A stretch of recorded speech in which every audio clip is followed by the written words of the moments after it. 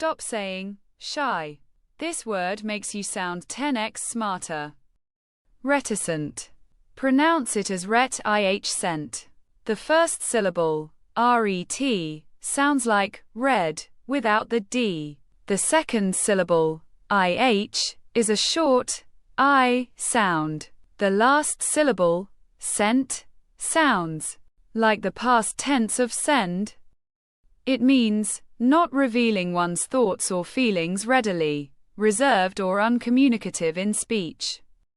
Despite winning the prestigious award, the author remained reticent, offering only a brief nod and a quiet thank you rather than a lengthy speech.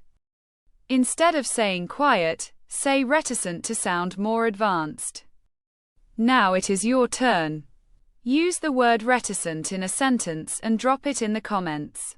Follow for a brand new powerful word every single day.